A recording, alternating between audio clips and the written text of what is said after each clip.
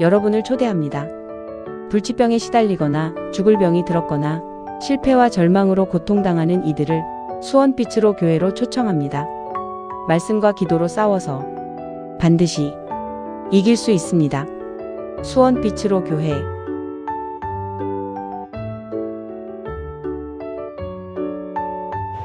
자, 할렐루야. 말씀 보시겠습니다. 마태복음 3장 17절 한 절 말씀입니다. 자, 다 같이 읽겠습니다. 시작. 하늘로부터 소리가 있어 말씀하시되 이는 내 사랑하는 아들이요 내 기뻐하는 자라 하시니라. 아멘. 아멘. 주님, 오늘도 이 본문을 통하여 하나님의 말씀이 어떻게 들려지고 하나님께서 어떻게 사역하시는지를 또 말씀으로 전하고 증거할 것입니다. 아버지, 이 시간에 주께서 함께 하셔서 이 말씀이 영적으로 믿음 안에서 잘 전달되어질 수 있도록 내 생각과 입술을 주장하여 주시고 듣는 이들의 심령 안에서 깨달아지도록 성령께서 이끌어 주시고 인도하여 주시옵소서. 이 시간에도 주께서 함께 하시고 온전히 주장해 주실 줄 믿사오며 예수님의 이름으로 기도합니다. 아멘. 아멘.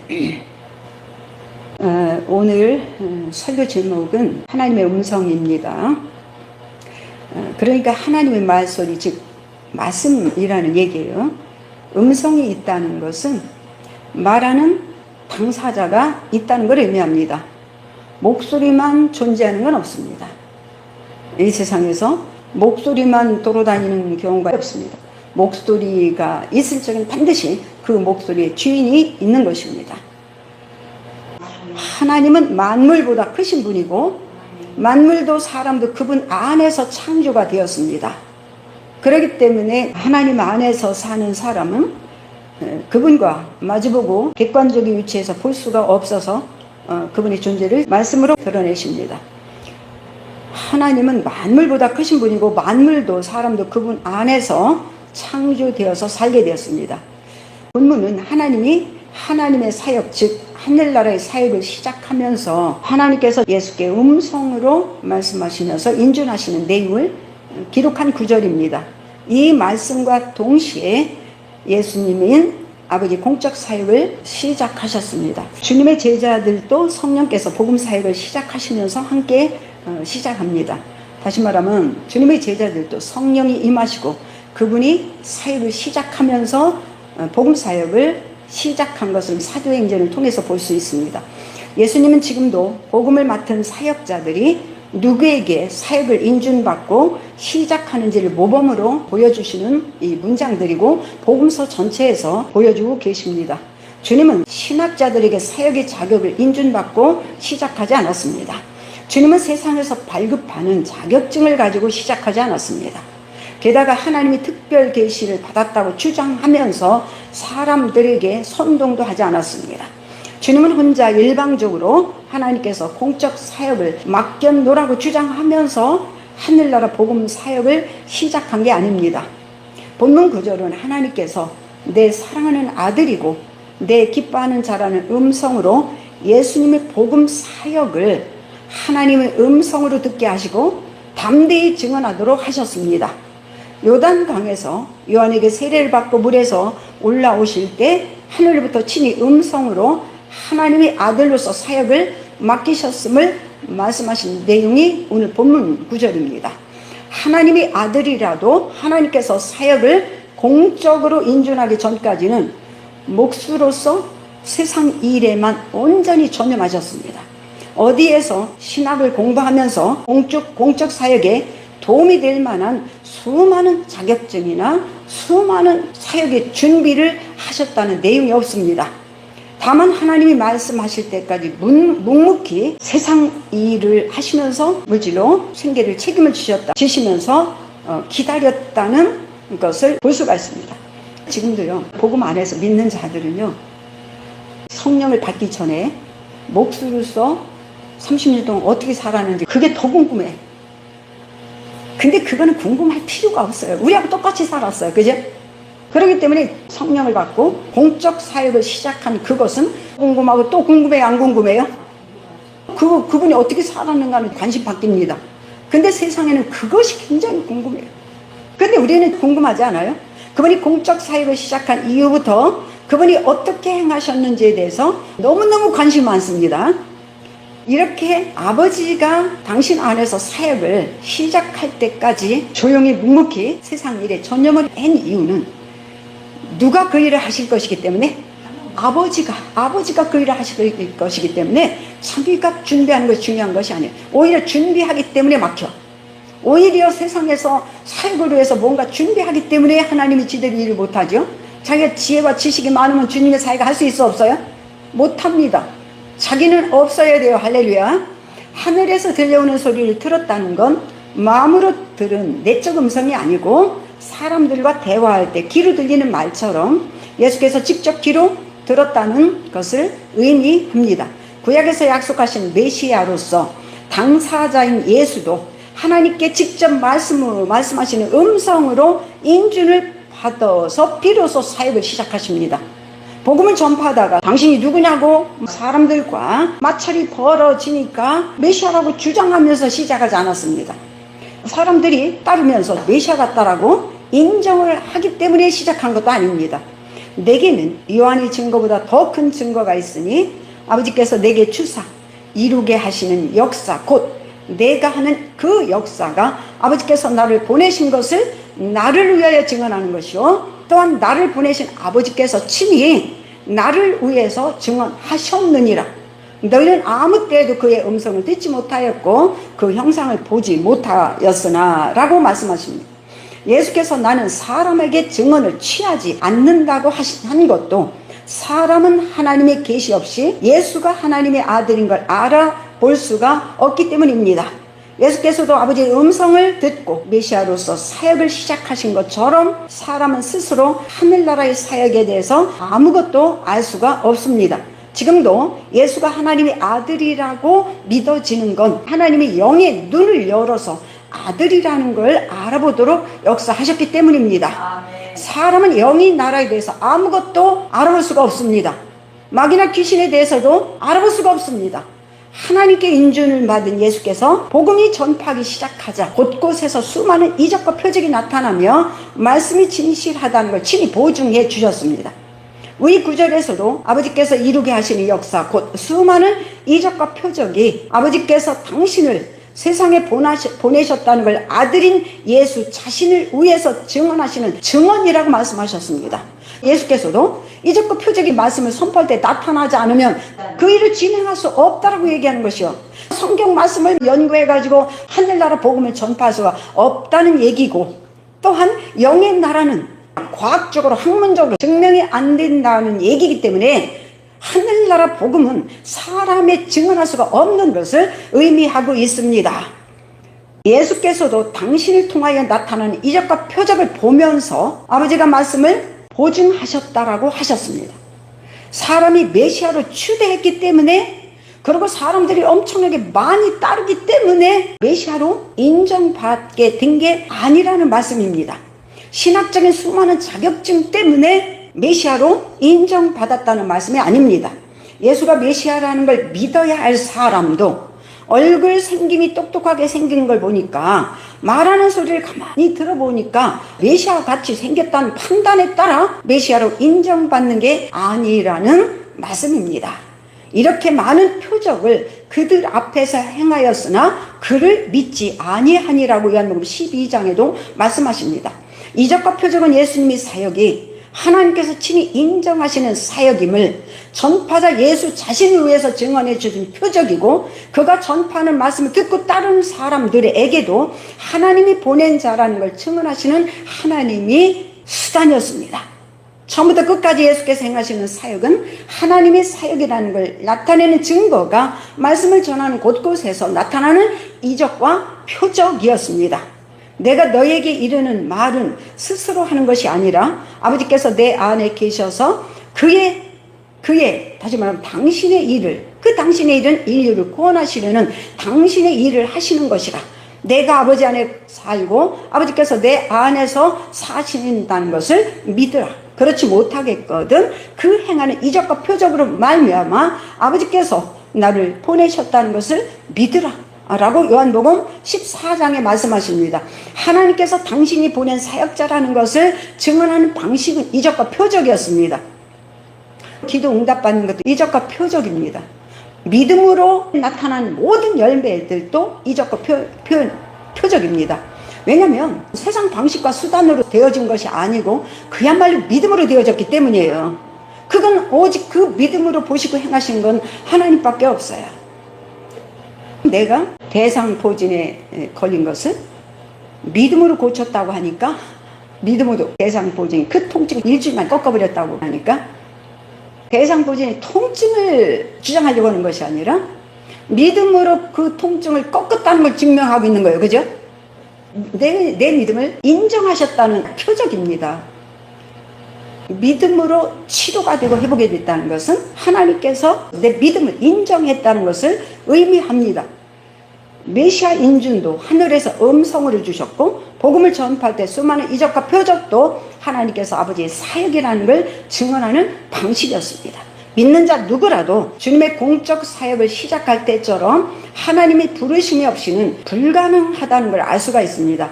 이런 하나님이 부르시는 음성이 없다면, 또한 사역에 성령이 나타나는 증거가 없다면 하늘나라 사역을 감당하는 것뿐만 아니라 신령한 나라의 일을 무엇으로 증언하며 버텨낼 수가 있겠습니까? 세상에서 안 믿는 사람과 똑같은 수단과 방법으로 복음을 전파할 수가 있습니까? 복음은 우리가 이 땅에서 만나는 무엇이든지 해결하는 능력으로 역사해요, 안 해요? 그것을 요청해요, 안 해요? 세상적인 방법과 수단으로 무엇을 어떻게 얘기해서 얘기하느냐 이 말이에요.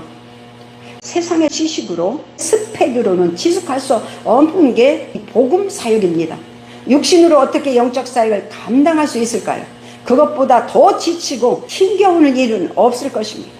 믿음 없는 자가 예배에 나와서 기다릴 때처럼 막 몸에 뒤틀리잖아요. 산 재물이 묶어놓은 것처럼. 얼마나 힘들고 어렵고 지치는 일입니까? 복음은 수많은 이적과 표적이 동반하여 증언하기 때문입니다. 얼마나 멋져요, 안 멋져요? 이 복음은요, 이 세상에 누구도 모방할 수도 없고, 누구도 흉내낼 수도 없고, 누구도 어떻게 해보려고 가짜로 수단 부릴 수가 없다는 거예요. 정말 없다는 거예요. 마술적인 능력을 가지고 있어도 하나님의 능력을 모방할 수 없습니다. 그런 하나님이 우리 아버지라는 것 정말 행운 중에 행운입니다. 주님이 부르시면 성령의 능력이 소명받은 본인을 위해서, 그를 믿고 따르는 제자들을 위해서 나타내신 하나님의 수단이십니다. 말할 때에 호련히 빛난 구름이 그를 덮으며 구름 속에서 소리가 나서 이르시되 이는 내 사랑하는 아들이요 내 기뻐하는 자니 너희는 그의 말을 들으라 하시는지라. 제자들이 듣고 엎드려 심히 두려워하니라 라고 말씀합니다. 예수께 음성으로 직접 인준하셨던 하나님께서 이번에는 제자들에게 예수가 하나님의 사랑하는 아들임을 직접 귀로 듣게 하십니다. 구름 속에서 나는 소리를 제자들이 직접 들었습니다. 얼마나 무서웠는지. 엎드려서 하나님이 영의 나라에 비한다면 우리는 미물만도 못한, 구역에 있잖아, 지렁아. 진짜 활보면 꿈틀하는 거 말고는 아무것도 없는 참으로 무기력한 존재임에도 왜 이렇게 잘나는지 알 수가 없지, 그죠? 땅에 엎드려져 들음에 소리가 있어 이르되 사울아 사울아 내가 어찌하여 나를 박해하느냐 하시거늘 대답하여 주여 누구십니까? 이르시되 나는 내가 박해하는 예수라. 너는 일어나 시내로 들어가라. 내가 행할 것을 내게 이를 자가 있느니라 하시니 같이 가던 사람들은 소리만 듣고 아무도 보지 못하여 말을 못하고 서 있더라라고 사도행전 9장에 기록한 내용입니다. 환상 중에 예수님이 바울에게 나타나신 사건을 기록한 구절입니다. 환상 중에 나타나신 예수님과 직접 대화를 하는 내용이에요. 살아있는 사람이 영의 나라를 경험하는 건 꿈과 환상 중에서 일어납니다. 꿈과 환상이 헛것이 아니라 영의 나라에서 사람과 소통하는 창구였습니다. 물리적인 이 세상에서 여러 사람이 함께 있는 곳에서 다른 사람은 아무것도 볼 수 없게 하면서 그 중에 한 사람과만 대화를 나눈다는 것은 불가능합니다. 그러나 신령한 나라의 영적 존재들은 이 세상의 물리적인 것들이 아무런 장애가 되지 않고 거추적거리지도 않고 자유자재로 넘나든다는 걸 알 수가 있습니다. 바울은 예수 믿기 전인데도 환상 중에 예수님을 친히 보았고 동시에 음성도 직접 들었습니다. 그러나 동행인들은 소리만 듣고 아무것도 보지 못했습니다. 이 세상에선 이런 일은 불가능합니다. 우리가 어떤 어려운 일을 당했을 때요, 이 몸 하나 어디다 숨길 데가 없어요. 이 몸 하나 숨길 데가 없어요. 이런 세상에 이 육신은 그렇게 거추장스러운 것이고, 조그만 바위에 부딪히기만 해도 아프고, 그냥 앞으로 코코라지기만 해도 무릎하기 깨져서 철룩거리고 걷지도 못하고 너무너무 연약한, 그야말로 지렁이만 또 못한 막 존재들입니다. 그렇다면 나도 한 가지, 예수를 믿기 전에 이 지금 사도 바울이 주님을 영접하기 전에 주님을 만났고 음성을 대화했던 적을 보면서 나도 한 가지 주님을 영접하기 전에 들었던 음성에 대해서 좀 나눠보려고 합니다. 예수 믿기 불과 몇 개월 전이었습니다. 병들어 사지가 꼬부라진 채로 남편에게 말하자면 버림을 받고 3살짜리 아이를 계모에게 맡기지 않을 수 없었던 상황에 처해 있었습니다. 남편이 요구대로 이혼한 지 불과 얼마 지나지 않았을 무렵에 경험한 일입니다. 그로부터 몇 달이 지난 후에 저는 예수를 구주로 영접을 했습니다. 계모 손에 길러질 3살 먹은 어린 자식 걱정에 하루도 마음 편한 날이 없었습니다. 근심과 걱정으로 날마다 절망과 고통에 시달리고 있을 때였습니다. 밖에서 아이의 울음소리만 들려도 가슴이 철렁 내려앉았고, 어린 내 자식이 계모한테 구박받다가 쫓겨나서 남의 집 처마 밑에 쭈그리고 앉아서 우는 상상에 시달릴 때였었습니다. 사지가 꼬부라져 누워서만 지낸 나로서는 걱정과 근심 말고는 할 수 있는 게 아무것도 없었습니다. 그날도 아이의 안전에 문제가 생기지 않았는지 노심초사하면서 걱정에 시달리고 있을 때였습니다. 난데없이 내버려 두거라는 말소리가 들렸습니다. 내 육신의 귀로 직접 그 음성을 들었습니다. 그대로 표현하자면 약간의 에코가 들어요. 약간 울리는 듯한 음성, 남자의 좀 우람한 참 좋은 목소리의 음성이었습니다. 분명 내 귀로 직접 들은 말소리여서 앞마당에 귀를 기울였습니다. 누군가가 앞마당에서 말했을지도 모르기 때문입니다. 그러나 그 바람소리 하나도 들리지 않았습니다. 점심때쯤이었습니다. 그때가 가만히 생각해 보니까 천장 왼쪽 모서리 구퉁이에서 들려온 목소리였습니다. 그렇다면 내 마음 사정을 훤히 알고 있는 어떤 신적 존재가 말했다라고 생각하지 않을 수가 없었습니다. 그때 내가 걱정하고 염려한 것에 대한 답을 주시는 말씀이 아닐까 하는 생각에 도달했습니다. 그러니까 그쪽은 염려하지 말고 내버려 두라는 음성이라고 생각했습니다. 이 음성의 주인이 누구인지 알 수 없었으나 신이라면 분명히 좋은 신일 거라고 생각했습니다. 즉 평안이 찾아왔습니다. 정말 이렇게 근심과 염려로 고통당하는 우리에게 아무것도 육신적인 문제가 해결이 안 되더라도 평안만 주어진다도 엄청난 일이 아니에요? 대단한 거죠. 그때도 아무것도 모르는 상태에도 평안이 찾아왔습니다. 그 걱정만 없어져도 살 것 같습니다. 그리고 불과 몇 개월 후에 하나님을 만났고 예수를 구주로 영접하게 되었습니다. 그때 비로소 나한테 어린 자식 걱정은 하지 말고 내버려 두라고 말씀하신 분이 하나님이라는 확신이 생겼습니다. 소리가 있으되 베드로야 일어나 잡아 먹어라 하거늘 베드로가 이르되 주여 그럴 수 없나이다. 속되고 깨끗하지 아니한 것을 내가 결코 먹지 아니하였나이다 한데 또 두 번째 소리가 있으되 하나님께서 깨끗하게 하신 것을 내가 속되다 하지 말라 하더라. 사도행전 10장에 기록한 내용입니다. 베드로도 황홀한 중에 하늘이 열리고 하늘에서 보재기에 싼 것이 내려오는데 들려오는 소리를 들으면서 자기의 뜻을 전달하는 대화 내용을 기록한 구절입니다. 이렇게 황홀한 중에 하나님은 베드로와 대화를 나누고 당신의 뜻을 지시하고 행하도록 명령하셨습니다. 환상이 영적인 소통의 통로였습니다. 호련히 주의 사자가 나타나며 옥중에 광채가 빛나며 또 베드로 옆구리를 쳐 깨워 이르되 급히 일어나라 하니 쇠사슬이 그 손에서 벗어지더라. 천사가 이르되 띠를 띠고 신을 신으라 하거늘 베드로가 그대로 하니 천사가 또 이르되 겉옷을 입고 따라오라 한데 베드로가 나와서 따라갈세 천사 하는 것이 생시인 줄 알지 못하고 환상을 보는 거 아니라 여기도요 육체가 만약에 생생하게 자기 생각이 주장있다면 이렇게 끌고 나올 수 있어 없어요? 생신지 꿈인지 분별을 못하니까 천사들이 이 육신의 생각을 죽여놓고 끌고 나가는 거예요. 문이 열리는 대로. 육신은요, 영의 세계에 대해서 엄청나게 방해꾼입니다. 지금도 하나님 말씀을 따르지 않게 하고 하나님을 모르게 하는 것이 그 육신의 생각을 따르지 말라고 얘기하는 것입니다. 하나님도 신령한 분이, 그의 천사도 신령한 존재입니다. 이 구절은 하나님이 천사를 보내서 감옥에 갇힌 베드로를 직접 구출하는 장면을 기록한 내용입니다. 신령한 존재인 천사가 베드로를 가둔 감옥에서 탈출시키는 장면이에요. 신령한 나라의 천사에게 철문이나 쇠사슬이나 파수꾼은 아무런 걸림돌이 되지 않습니다. 파수꾼은 눈을 부릅뜨고 서서 옥문을 지켰지만 천사가 하는 일은 아무것도 보이지 않았습니다. 베드로조차도 보지 못하도록 시야를 가려놓잖아요. 파수꾼이 베드로가 나가는데도 알아봤어, 못 알아봤어? 천사는 신령한 존재이기 때문에 못 알아보지만 베드로는 몸뚱이가 신령한 존재 아니기 때문에 충분히 알아볼 수 있지만 그 시야를 가린다라고 되어 있어요. 근데 그것뿐만이 하는 거 아니에요. 하나님은 말씀에 대해서 마음 안에서 저항하고 대적하고 대들면 그가 말씀을 깨닫지 못하도록 미혹을 역사해서 믿지 못하도록 반대로 역사한다는 내용에 히브리서에도 나와 있습니다. 우리는 하나님을 이길 수가 없어요. 그죠?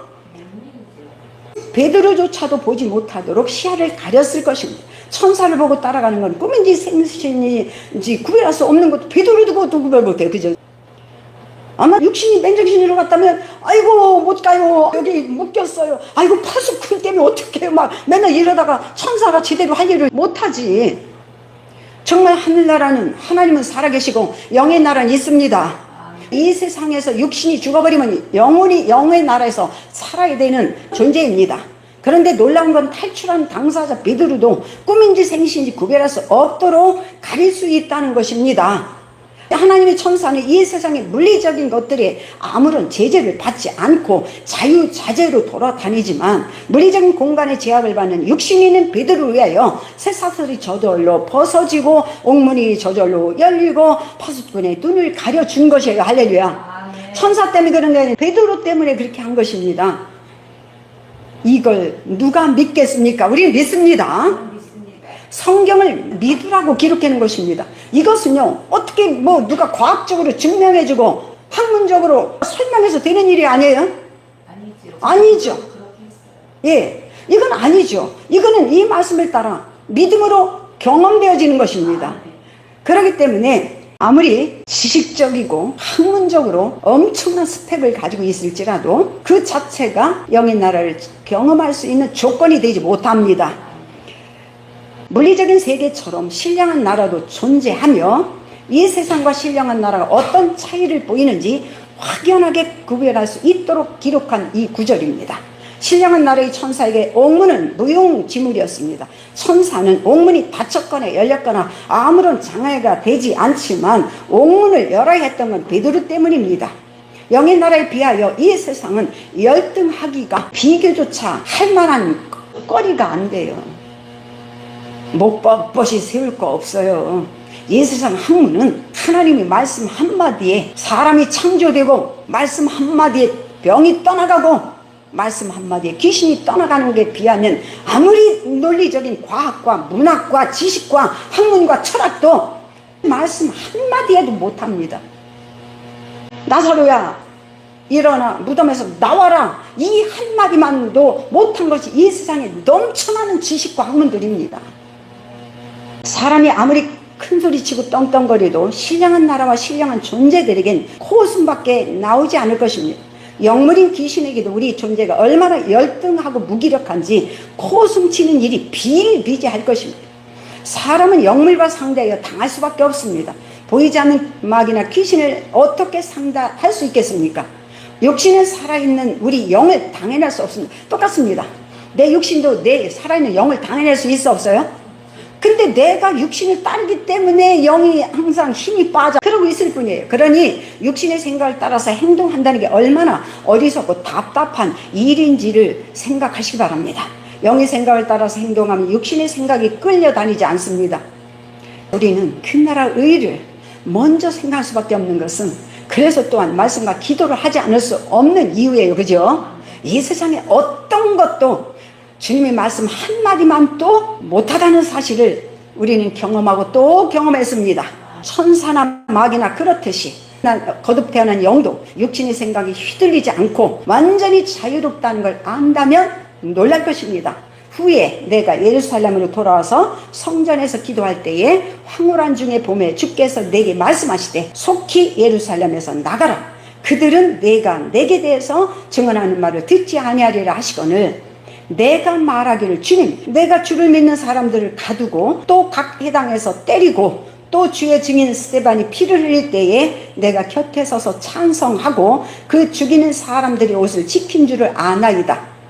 나더러 또 이르시되 떠나가라. 내가 너를 멀리 이방인에게로 보내리라 하셨느니라. 사도행전 22절 말씀입니다. 여기서도 예수님은 환상 중에 바울에게 나타나셔서 예루살렘을 떠나라고 지시하십니다. 그러나 바울은 자신도 예수 믿는 자들을 핍박만 한 정도가 아니라 죽이는 일에 찬성한 사람이었으니 이랬던 내가 예수를 증언하면 그들에게 전도하면 그들이 변화되지 않을 것이겠습니까? 라고 주장하는 것 같은 내용이에요. 그죠? 그러나 예수께서 떠나라고 지시하셨습니다. 왜 그랬을까요? 내 말을 듣지? 그렇죠. 네가 아무리 나도 너들처럼 똑같이 했었는데 예수가 진짜 살아계시다라고 아무리 말해도 듣지 않을 것이기 때문에 예수께서는 그를 보호하시기도 하고 유대인들에게는 기회를 주려고 했는데 오히려 기회를 주는 바울을 죽이려고 하니까 바울을 통해서 예루살렘의 성도들을 살리려고 했다는 것을 이제는 그 기회를 이방인으로 넘어간다는 얘기예요. 이스라엘도 바울을 목숨을 내놓고 그들에게 전파해서 살리려고 해요. 스데반을 죽이기까지 그들을 살리려고 했으나 결국은 그를 죽여버리죠. 그죠? 그렇기 때문에 그의 기회가 이방인으로 꺾여져 넘어가는 것을 볼 수가 있습니다. 예수님은 눈에 보이지 않지만 바울과 항상 함께 하셨다는 걸 알 수 있습니다. 바울의 모든 사역에 함께 하셔서 역사하셨다는 걸 알 수가 있습니다. 그날 밤에 주께서 바울 곁에 서서 이르시되 담대하라. 내가 예루살렘에서 나의 일을 증언한 것 같이 로마에서도 증언하리라 하시니라. 사도행전 23장 말씀입니다. 그리고 내가 속한 바 곧 내가 섬기는 하나님의 사자가 어젯밤에 내 곁에 서서 말하되 바울아 두려워하지 말라.